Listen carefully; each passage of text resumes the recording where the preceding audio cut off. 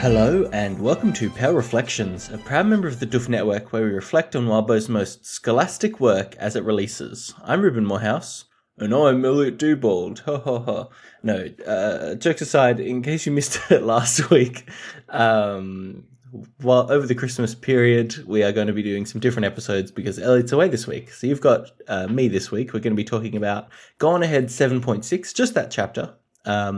And yeah, for the course of this week, I'm going to be releasing episodes that are just me, shorter episodes discussing each chapter the day after it comes out. So quicker but shorter pieces of content.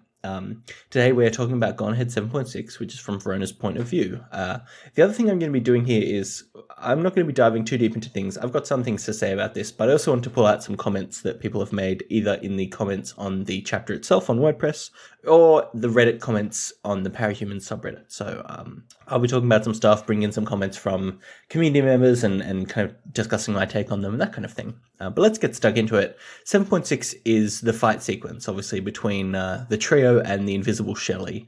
Yeah, and I love the way this kicks off with Shelley talking about how she's just killed a fairy, and of course Lucy jumps in to raise the topic of, was this fairy evil? Did this fairy actually really deserve to be killed?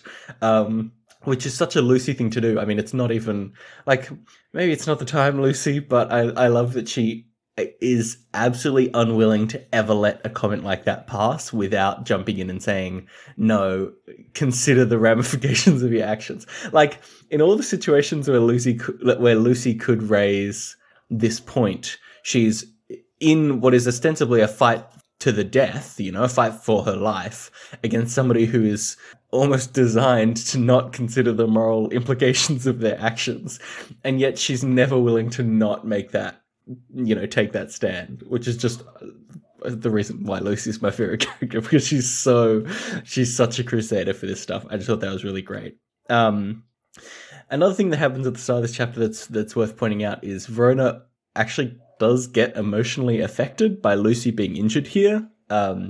Lucy gets punched, I think, by Shelley near the start of this chapter and is bleeding, and Verona is like commenting on it. Verona is like talking about how upset this makes her. Or there's another moment where Verona has to kind of let Lucy and Avery fight off to one side while she goes and does one of her tricks, and it kind of physically pains her to be moving away from the action when she knows that her friends are in danger and having to kind of tune that out and focus on her own thing. I think that's great. Especially because later Shelley is trying to like whisper, menacing and terrifying things in Verona's ear to get a rise out of her. And Verona's just kind of completely unaffected by that. I thought that was brilliant. I loved this comment by I'm Measly Impressed on Reddit, who says, I like this take. What's worse, Shelley threatening to kill your friends or Verona's dad telling you to mow the lawn? Apparently for Verona, it's the latter. Which is great. I mean, yeah, Verona doesn't get impacted by Shelley's terrifying threats, but is upset by her dad telling her to mow the lawn. Which, of course, makes sense in the context of the story, but I do think it's just funny to put it in that phrasing. I think something that's worth touching on, and we'll hit this beat over the course of this chapter a few times, I think, is that something's up with Shelley, right? Like, Verona kind of pulls this out towards the end of the chapter when she talks about how fake Shelley is.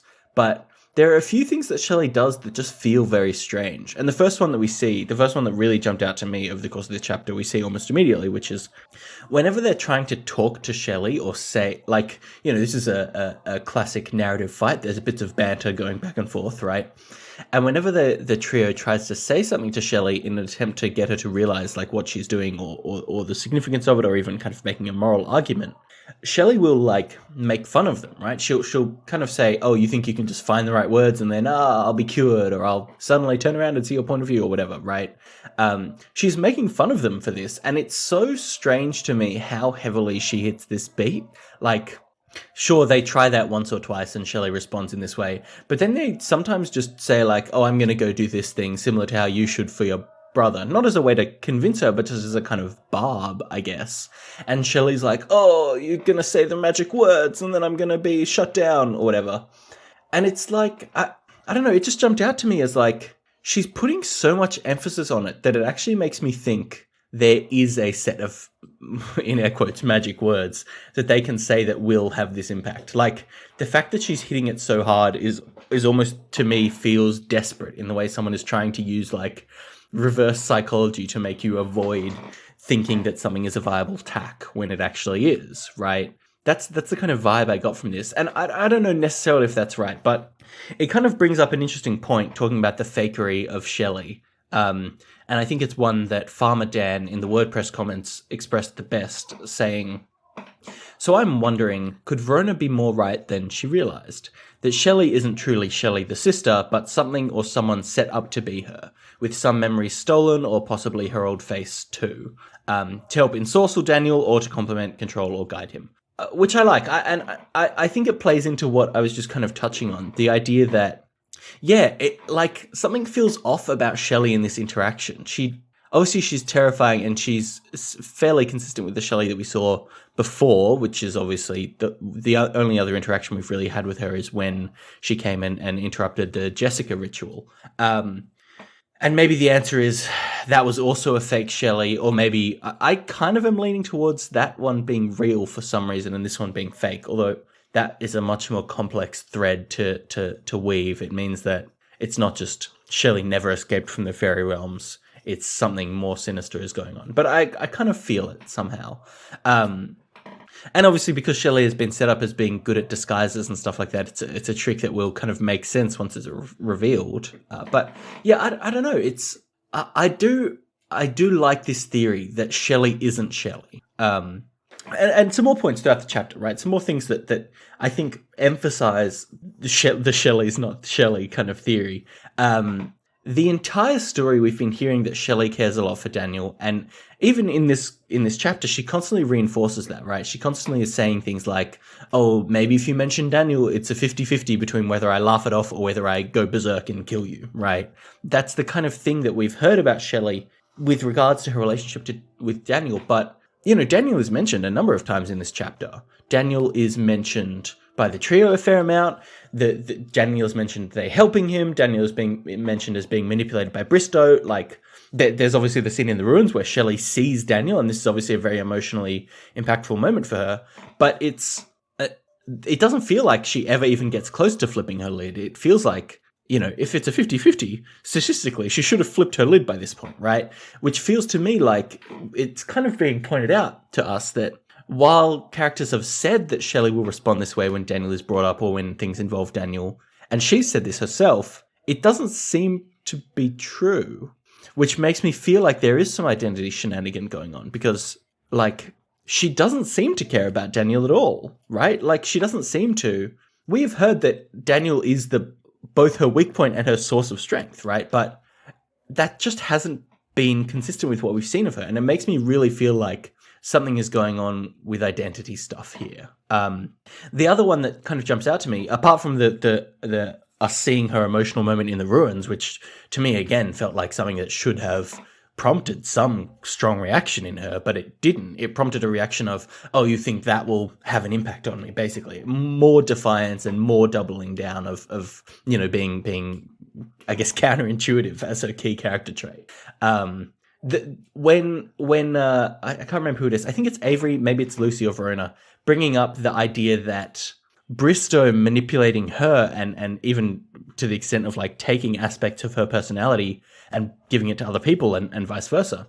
That is pointed out as very similar to the Faye situation that she was in for obviously the horrifying, torturous situation which has turned her into what she is, and which has kind of defined her as this person that hates fairy because of what they did to her and Daniel. Like, when it is pointed out that Bristow is more or less doing the exact same thing, again, she has no reaction to that. And to me, Shelley, being somebody who is defined by this incident, should have some reaction to that, should have at least some, I don't know, like sense of horror or even just a moment of hesitation, surely, which to me indicates, like, if it's not that Shelley is secretly a different fairy or something that's that over the top, at least to me, Shelley is not Shelley anymore. She's not the Shelley that other people think she is anymore. She's too far gone and too much amassed of fakery to just be a person anymore. Like, she's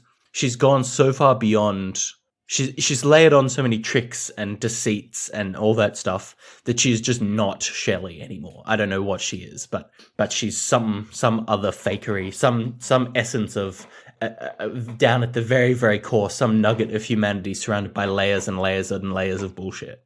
And to me, that feels like the way that Shelley will be resolved. Is Verona made hints at it and moved towards it this chapter, the idea that Shelley isn't Shelley.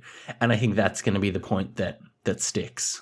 She's just not who everyone says she is and who she thinks she is. She's just not that anymore, which is tragic, but, you know, it is what it is, I guess. So obviously most of this chapter revolves around the combat with Shelley, but we've kind of touched on that enough, I think. I want to talk about a few other things. So first I want to talk about the traps in the glamour, which I just think were very fun to get revealed here. And even, it's great that Shelley kind of reveals the traps that Marissa had laid, as in, I expect, and some other people in the comments pulled this out as well, that these traps were laid by Marissa. And Mariska is someone who obviously is very suspicious in terms of being potentially the suspect for the Carmine Beast's murder.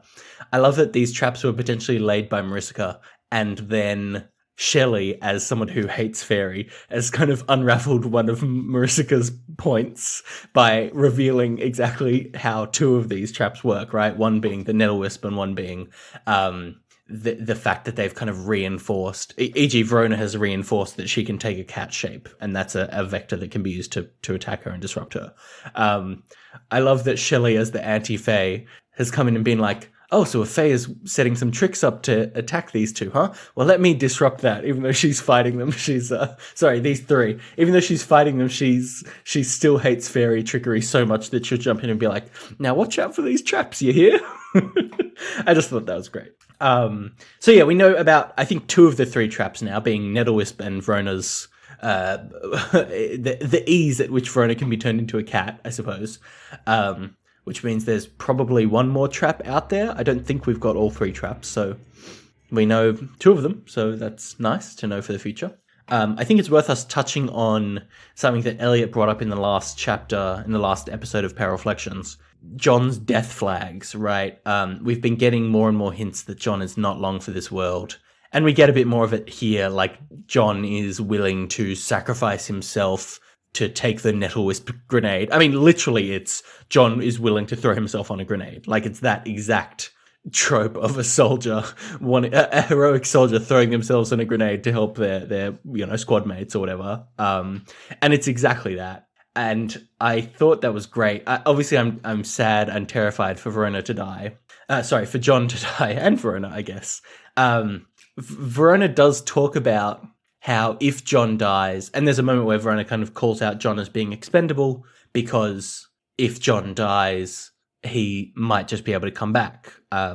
Which, again, is kind of a point against the John death flags, which I'm okay for. But I don't know, I'm kind of like, Verona thinks that John might be able to come back. Lucy thinks that John is feeling suicidal, basically. And of the two, I think I'm more likely to trust Lucy's read on how John is acting, just as someone who feels closer to him emotionally and that kind of stuff. I feel like she has a more solid read on where his head's at. And if John believes that he can kill himself in some heroic sacrifice, then I don't know. It's more likely that that's going to happen, right? Especially if the act of making the heroic sacrifice, the only way that it has importance is if John actually dies and isn't able to come back, right? Because making a heroic sacrifice is undercut if you're not actually sacrificing yourself, and therefore wouldn't be as effective, I'd imagine. So yeah, we get a bit of anti-John death flagging in this chapter, but I'm kind of nervous that it's not going to matter, and we are soon going to lose John, which is terrifying. We get a bit more of, we go into the ruins again in this chapter, right? Briefly, but we go in. And so we see a few more haunting, terrifying flashbacks. We get Verona's dad's origin story, great. And it's, more or less what we expect. I think it's wild that this is the memory that Verona chooses to go back to draw numbness from. Like, as a source of emotional numbness, she picks what is the pivotal moment in turning her human life into what it was, right? This is a moment that should have so much emotional impact, but she's I guess, just buried it. She's buried it so deep that it is now a source of numbness instead. Just feels very Verona. Again, we see Shelley's backstory, and this is tragic. I mean, seeing Shelley watching Daniel slip away, effectively, it reminds me of seeing somebody slip into something like dementia, right? Like, you are just watching somebody completely lose themselves, and Shelley is seeing Daniel losing his self, literally losing elements of himself. We get this through the Game Boy scene where Shelley gets him a Game Boy Advanced, and he's like, "Oh, this is so great! It's got screens and a button." And Shelley's like, "No, Daniel, you have to put in the cartridge." Like, fuck. He's so far gone that this thing that was clearly so important to him when they were younger is just gone from his personality. Like, it is gone as an element of his life, and that's tragic. It's clearly tragic, and you can see how this is, I guess, started Shelley down the road, which has turned her into what she is. For a little bit of tinfoil hat time, we meet a fae called Basil in this, who seems to be a friend or a source of strength to Shelley in the Fae world. If we're going tinfoil hat and we think that a Fae has taken Shelley's place, obviously Basil is a pretty good candidate for that, right? He was clearly talking about helping her and Daniel escape in exchange for a price, and Shelley was aware there was a price there. If Shelley had fallen far enough, would she have tried to take this price? And Basil reveals, "Oh no, I'm actually going to take your place and get out of here, blah, blah, blah." Like, I could see that happening. I mean, Basil's not a character that seems important enough to the story for that reveal to really narratively land, but maybe we'll get more Shelley stuff as we go along. We'll see. Yeah, I guess tinfoil hat on. That's probably what I would guess there. Anyway, a comment that I really liked from a user called Tough as Grapes on Reddit, pointing out the brownies are a type of fae, creatures whose existence is based off of deals and glamour. They're not as badly affected as an echo would be, but still worse than a human. I just thought I liked this because I was thinking about the brownie stuff in this chapter and how there wasn't really anything that the trio did to get out of this brownie situation. They didn't pull out any big tricks or anything, right?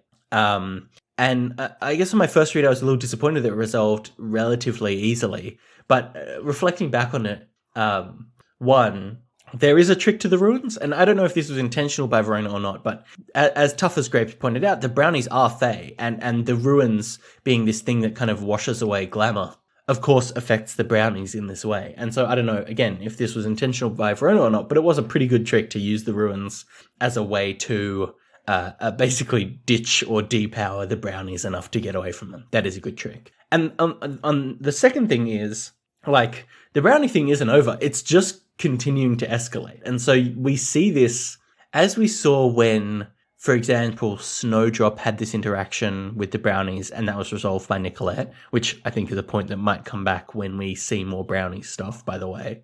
And as these brownies continue to be bounced back and forth, it's going to continue to be more and more of an escalating threat that kind of hangs over, like a sort of Damocles hanging over this conflict around the BHI, right?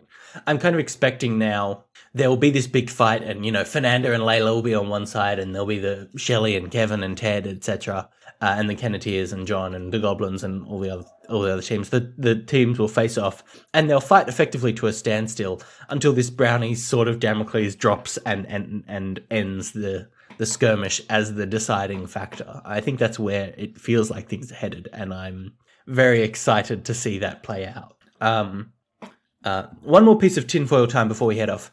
I loved this comment by user Spark Journal. I believe it was on the Reddit, saying, "At some point, somebody on here theorized that Verona's mum is a practitioner herself, which would explain why she avoided any possible lie to Verona about coming back to that house."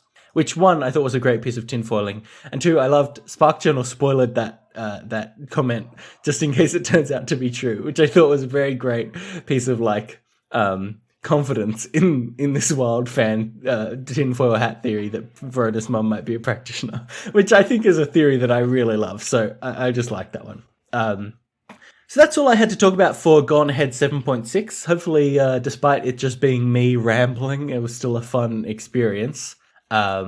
yeah, I'll be back for Gone Ahead 7.7 and the bonus material if there is one this week. So stay tuned for that. But for now, have a good time. Have a wonderful holidays. I hope everyone's having a good time, even though the world is in a bit of a messy state at the moment. Love you all, and happy holidays.